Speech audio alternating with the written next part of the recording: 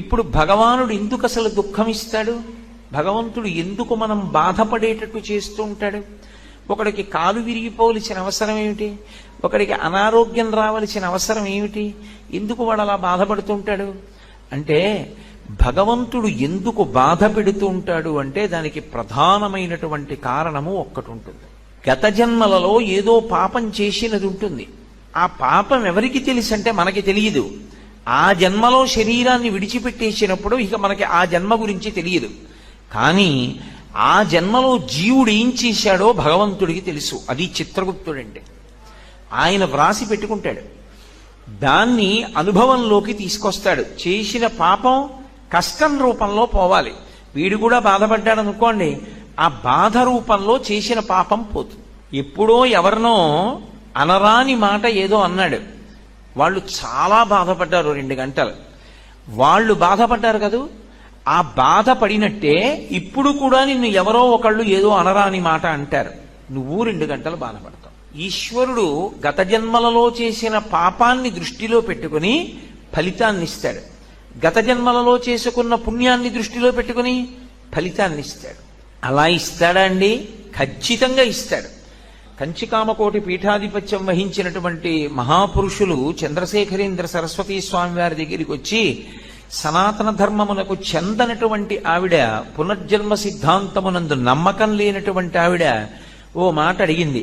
గత జన్మలలో చేసుకున్న పాపపుణ్యములను అనుభవించడానికి ఈ జన్మలో శరీరాన్ని పొంది వస్తారని ఎలా నమ్ముతాము అని అడిగింది. ఆయన నవ్వి అన్నారు, ఇప్పుడు నువ్వు నాతో మాట్లాడుతున్నటువంటి నేను విడిది చేసిన ప్రాంగణం ఉందే, దీనికి ముందు సందులో ఒక వైద్యశాల ఉంది. అది ప్రసూతి కేంద్రం. కడుపుతో ఉన్న ఆడవాళ్ళు అక్కడికి వచ్చి ప్రసవం అవుతూ ఉంటారు. నువ్వు ఇవాళ వెళ్ళి ఎంతమంది దంపతులకు ఎవరెవరు పిల్లలు పుట్టారు, వాళ్ళ పేర్లు ఏమిటి, ఆ తల్లిదండ్రుల పేర్లు ఏమిటి, వాళ్ళు ఏం చేస్తూ ఉంటారు వ్రాసుకుని రా అన్నారు. ఆవిడ మర్నాడు వచ్చింది మహాస్వామి దగ్గరికి. ఆవిడేం చెప్పలేదు. ఆయన కాళ్ళ మీద పడి నమస్కారం చేసింది. నాకు అర్థమైంది, గత జన్మలలో చేసుకున్న పాపపుణ్యములను అనుభవించడానికి భగవంతుడు ఈ శరీరాన్ని ఇచ్చినప్పుడే నిర్ణయం చేసేస్తాడు ఎవడెంత సుఖపడాలో ఎవడెంత బాధపడాలో. ఎలా? ప్రసూతి కేంద్రంలో ఒకడేమో ఎయిర్ కండిషన్డ్ రూమ్లో పుట్టాడు, ఒకడేమో జిల్లా కలెక్టర్ గారికి కొడుగ్గా పుట్టాడు, ఒకడేమో రిక్షా తొక్కుతున్నటువంటి ఒక కార్మికుడికి కొడుగ్గా పుట్టి కనీసంలో కనీసం ఒక ప్రత్యేకమైన గదిలో కూడా ఆవిడ ప్రసవం అవ్వలేక అందరితో పాటు ఒక హాల్లో పడుకునుంది పసిపిల్లాడితో. ఈ ఎండలో తెలియట్లా ఎవరు చేసినటువంటి కర్మని అనుభవంలోకి వాళ్ళు తెచ్చుకుంటున్నారన్న విషయం తెలుస్తోందా, తెలియట్లేదా? కాబట్టి భగవంతుడు ఈ శరీరాన్ని ఎందుకు ఇస్తాడు అంటే, దీనితో ఎప్పుడూ 3 పనులు జరుగుతూ ఉంటాయి. ఇది బాగా జ్ఞాపకం పెట్టుకుంటే అసలు మనం ఎందుకు శరీరాన్ని జాగ్రత్తగా ఉపయోగించాలో అర్థమవుతుంది. శరీరం లేదనుకోండి, సుఖం ఎలా అనుభవిస్తారు, దుఃఖం ఎలా అనుభవిస్తారు నాకు చెప్పండి. గతంలో చేసిన పాపం ఉంది, దుఃఖం అనుభవించాలి, శరీరం లేదు, ఎలా అనుభవిస్తారు? కుదరదు. పాపం యొక్క ఫలితమైన దుఃఖం పోగొట్టుకోవాలన్నా శరీరం ఉండాలి. పుణ్యం చేసినప్పుడు దాని ఫలితంగా సుఖం అనుభవించాలన్నా శరీరం ఉండాలి. పాపపుణ్యములు దేని వల్ల పోతాయి? శరీరంతో సుఖ దుఃఖములను అనుభవించడం చేత పోతాయి. మూడవది, నువ్వు తర్వాత జన్మలకి కావలసిన వంట దేంతో వండుకోవాలంటే దీంతోనే వండుకోవాలి.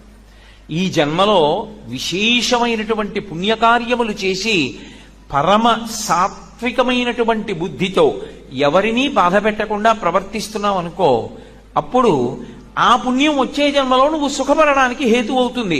ఈ జన్మలో బలం ఉంది కదా అని అందరినీ బాధ పెడితే ఆ బాధ పెట్టినటువంటి పాపం వచ్చే జన్మలో దుఃఖంగా అనుభవించడానికి పనికొస్తుంది. ఇప్పుడు వచ్చే జన్మలో రావలసినటువంటి సుఖ దుఃఖములను పాపపుణ్యముల రూపంలో ఇక్కడ సముపార్జించుకోవడానికి సాధనం ఏది? శరీరమే. కాబట్టి ప్రతివాడు కూడా ఏం కోరుకుంటాడు? నేను సుఖంగా ఉండాలి అంటాడు. మరి ఆ రోజున ఒకడికి కాలు విరుగుతోంది, ఒకడు జారి పడుతున్నాడు, ఒకడికి జ్వరం వస్తోంది, ఒకడికి తీరా రైలు దగ్గరికి వెళ్ళిన తర్వాత రైలు వెళ్ళిపోతోంది. అయ్యయ్యయ్యో నేను వెళ్ళవలసిన దానికి వెళ్ళలేకపోతున్నాను, ఆ రైలు వెళ్ళిపోయిందిట అని వాడు విపరీతమైన క్షోభకి గురవుతున్నాడు. ఒక్కొక్కడికి అన్నం దొరకట్లేదు, ఒక్కొక్కడికి నీళ్లు దొరకట్లేదు, ఒక్కొక్కడికి నిద్ర పట్టట్లేదు, ఒక్కొక్కడికి శరీరంలో బాధ కలుగుతోంది, ఒక్కొక్కడు సంతోషంగా ఉన్నాడు. అమ్మయ్య నేను అనుకున్న పని ఇవాళ అయిపోయిందండి అని వాడు సంతోషిస్తున్నాడు. ఎందువల్ల? ఎవడైనా దుఃఖంగా ఉందామని కోరుకున్నవాడు ఉన్నాడు ఆ లోకంలో? మరి లేకపోయినా దుఃఖం ఎందుకు వస్తోంది అంటే ఈశ్వరుడు ఒకడు ఉన్నాడు, వాడు నొక్కుతున్నాడు ఒక పక్క నుంచి. ఎలా? గత జన్మలలో చేసిన పాపపుణ్యములను లెక్కలో పెట్టుకుని ఇప్పుడు సుఖం ఇవ్వాలా దుఃఖం ఇవ్వాలా వాడు లెక్క పెట్టుకుంటున్నాడు. మనకి తెలియదు. ఇవాళ నేను నిద్రలేచినప్పుడు ఇవాళ ఈశ్వర నేను కాసేపు ఏడిచేటట్టుగా చూడండి, ఉదయం నేను 8:30 నుంచి 9:30 వరకు అలోమని ఏడ్చేదనుగాక అని ఎవడైనా దండం పెడతాడా? ఎవడూ పెట్టడం. ఈశ్వరాన్ని సంతోషంగా ఉండేటట్టు చూడండి అని చెప్తాడు. అయినా ఏడుస్తున్నాడు ఏదో సమయంలో. ఎందుకు ఏడుస్తున్నాడు? ఈశ్వరుడు ఒకడు ఉన్నాడు, వాడు గత జన్మలలో పాపాన్ని ఫలితంగా తీసుకొస్తున్నాడు, పుణ్యాన్ని ఫలితంగా తీసుకొచ్చి సుఖం ఇస్తున్నాడు. పోని కాలమును దాటగలమా మనం? అది ఈశ్వరుడు ఏదో ఉదయం 8 గంటలకు ఇచ్చాడు అనుకోండి, అయ్యయ్యో ఇప్పుడు 8 గంటలకి నేను ఈ కష్టం అనుభవించాలంటే చాలా కష్టం అండి, నాకు చాలా ముఖ్యమైన పని ఉంది, అనుభవిస్తాను, నేను కాదంటలేదు.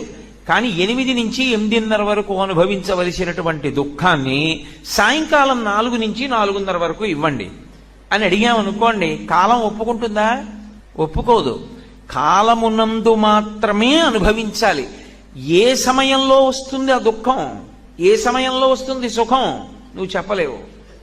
ఒక పక్క నుంచి కాలం నొక్కుతుంది, ఒక పక్క నుంచి భగవంతుడు నొక్కుతాడు. ఈ రెండిటికి మధ్య ఎందుకు నొక్కుడు పడుతున్నావు?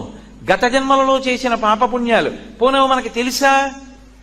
ఏమండి నేను గత జన్మలో పాపం చేశాను, ఆ పాపం ఇవాళ బహుశా అనుభవంలోకి వచ్చే అవకాశం ఉంటుందంటే నీకేమైనా తెలుసా?